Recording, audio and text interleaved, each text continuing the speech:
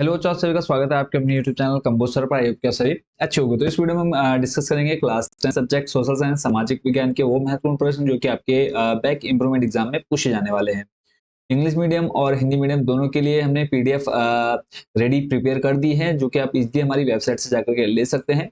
और इस वीडियो में हम हिंदी मीडियम के कुछ इंपॉर्टेंट क्वेश्चन देखेंगे, जिसको आप पढ़ करके या आपकी इजीली पासिंग मार्क्स आ जाएंगे। क्योंकि अगर आपको अच्छा स्कोर करना है और अगर आप 80 नंबर का पेपर दे रहे हैं, तो 80 में से अगर आपको 70 प्लस स्कोर करना है, तो आप जो हमने आपके लिए पीडीएफ प्रिपेयर की है आप उसको पढ़ेंगे। तो आपको कुछ भी एक्स्ट्रा पढ़ने की जरूरत नहीं पड़ने वाली है। ठीक है, जैसे आप यहाँ पे देख पा रहे हैं, क्वेश्चन आपको सेम हिंदी मीडियम और यही क्वेश्चन आपको सेम इंग्लिश मीडियम में मिलने वाले हैं। तो ये पीडीएफ आप कहाँ से ले सकते हैं, और बहुत ही सिलेक्टेड क्वेश्चन, ऐसे नहीं कि बहुत सारे क्वेश्चन मिलेंगे और इतना टाइम भी नहीं है कि आप इन बहुत सारे क्वेश्चंस को पढ़ पाएं। सिलेक्टेड क्वेश्चन हैं जिनको आप इजिली 2 से 3 दिन के अंदर अंदर आप आराम से पढ़ सकते हैं और बहुत अच्छा स्कोर कर सकते हैं। इस वीडियो में कुछ क्वेश्चन देखेंगे जिससे जो बच्चे पीडीएफ परचेस नहीं करना चाहते, खरीदना नहीं चाहते हैं, तो वो इनको पढ़ करके एटलीस्ट उनके पासिंग मार्क्स इजिली आ जाएंगे। ठीक है, तो अब जो बच्चे पीडीएफ लेना चाहते हैं वो कैसे ले सकते हैं, कुछ स्टेप्स आपको फॉलो करने होंगे। गूगल में जाना है, सिंपली सर्च करना है आपने कंपोजर। आपके सामने हमारी वेबसाइट आ जाएगी, इस वेबसाइट पर आपने क्लिक कर देना है। जैसे आप क्लिक करेंगे, फर्स्ट नंबर पर होम पेज पर आ जाएंगे, उसका थोड़ा सा नीचे आना है, ऑप्शन मिल जाएगा आपको top 30 questions back improvement exam. इस पर आपने क्लिक कर देना है। उसके बाद नेक्स्ट आपके सामने देखो ऑप्शन आ जाएगा क्लास 10th, इस पर सिंपली आपने क्लिक कर देना है। नेक्स्ट आपके सामने यहाँ पर सारे सब्जेक्ट की लिस्ट आ जाएगी, आप जिस भी सब्जेक्ट का पैक देने वाले हैं उसको यहाँ से आपने सिलेक्ट कर लेना है। अगर हिंदी में हिंदी मीडियम से है तो सामाजिक विज्ञान, इंग्लिश से है तो सोशल साइंस पर क्लिक कर लेना है। क्लिक करने के बाद नेक्स्ट आपके सामने जो पेज ओपन होगा, यहाँ पे हिंदी मीडियम इंग्लिश मीडियम का ऑप्शन आपको मिलेगा। तो आप हिंदी मीडियम से तो हिंदी पर, इंग्लिश मीडियम से तो इंग्लिश पर क्लिक कर लेना है। इस पर जब से जैसे आप इस पर क्लिक करते हैं, आपके सामने यहाँ पर सारी पीडीएफ शो हो जाएंगी। टोटल 4 पीडीएफ हैं आपके टॉपिक वाइज। अति लघु है, दीर्घ उत्तरी है, फिर लघु है और वैकल्पिक है। ऐसे सेम इंग्लिश मीडियम में आपको मिल जाएंगी लॉन्ग, और उसके बाद ऑब्जेक्टिव और शॉर्ट और वेरी शॉर्ट। इन सभी की कॉस्ट आप यहाँ पर देख सकते हैं, बहुत ही कम कॉस्ट में आप इनको ले सकते हैं। तो जो भी आपको पीडीएफ चाहिए, मान लेते हैं कि हमको ये पीडीएफ चाहिए लघु जो महत्वपूर्ण प्रश्न है, इसको हमने ऐड टू कार्ट कर लेना है। ऐड टू कार्ट करने के बाद नेक्स्ट आपके सामने यहाँ पर प्रोसीड टू चेकआउट। चेकआउट में जाने के बाद आपने अपनी डिटेल फिल करनी है और लास्ट में यहाँ पर आपने टिक करके प्लेस ऑर्डर कर देना है। और इसके बाद आपका पेमेंट का ऑप्शन रहेगा। पेमेंट करने के बाद आपको वहीं पर डाउनलोड का ऑप्शन मिल जाएगा, या फिर अगर आप डायरेक्ट अपने व्हाट्सएप नंबर पर लेना चाहते हैं तो आप क्या कर सकते हैं, यहाँ पर आपको व्हाट्सएप नंबर मिल जाएगा। इस व्हाट्सएप नंबर पर आप मैसेज करके पीडीएफ अपने डायरेक्ट व्हाट्सएप नंबर पर ले सकते हैं। सिंपली आपने हमें मैसेज करना है कि आपकी क्लास कौन सी है, सब्जेक्ट कौन से आपकी पीडीएफ, जो सब्जेक्ट आपको लेना है, हिंदी, सामाजिक, या फिर जो भी सब्जेक्ट आपको लेना होगा क्लास 10th का, वो सब्जेक्ट आपने बताना है। फिर आपने हिंदी मीडियम इंग्लिश मीडियम की कौन सी पीडीएफ चाहिए वो आपने बता देनी है। हम आपको क्यूआर कोड दे देंगे, उस क्यूआर कोड पर आप पेमेंट करके पीडीएफ डायरेक्ट अपने व्हाट्सएप नंबर पर ले सकते हैं। आई होप बच्चों ये पूरी प्रोसेस आप अच्छे से समझ गए होंगे। वापस लेके चलते हैं अब हम आपको इंपॉर्टेंट क्वेश्चन पर। पहला प्रश्न आपके सामने है, जलियांवाला बाग कांड पर एक संक्षिप्त टिप्पणी लिखिए।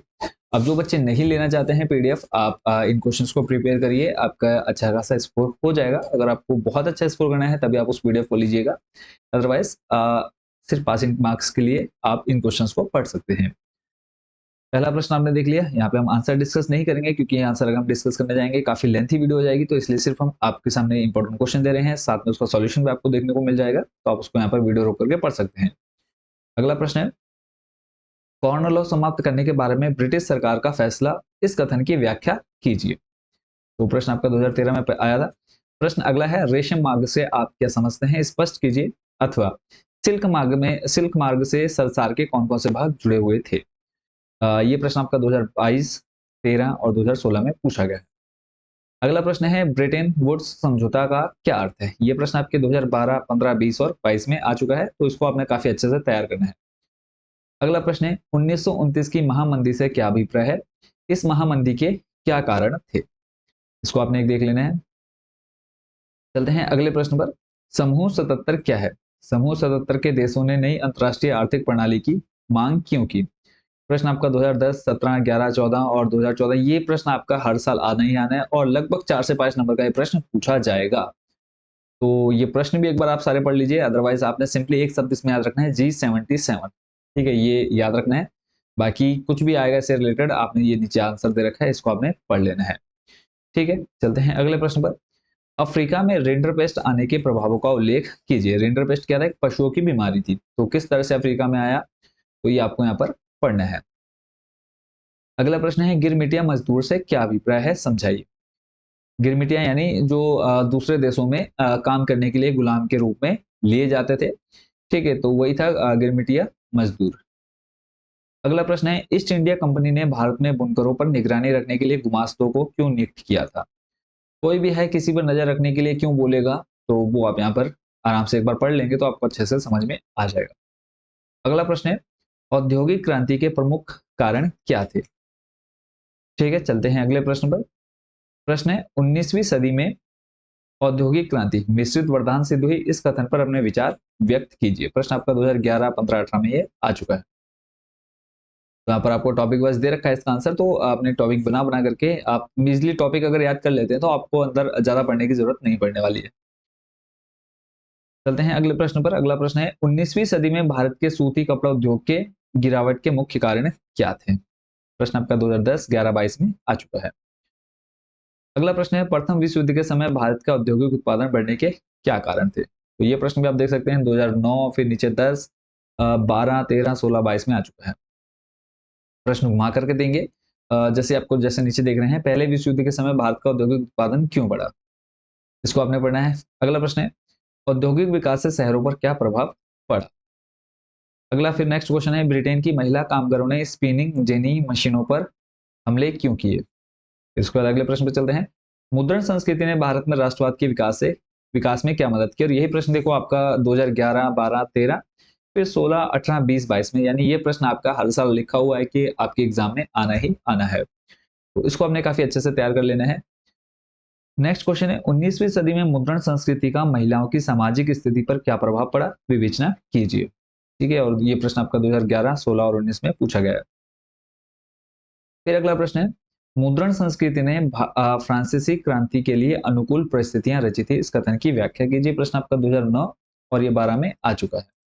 ठीक है, उसके बाद फिर इसी के नीचे ये क्वेश्चन आपको थोड़ा सा घुमा करके दे दिया गया है कि ऐसा क्यों कहा जाता है कि जर्मनी में छापे खाने के आविष्कार ने फ्रांस की क्रांति के बीज बोए थे? ठीक है, देखो क्वेश्चन थोड़ा सा चेंज कर दिया तो कंफ्यूज नहीं होना है, आंसर आपने सेम लिख करके आना है।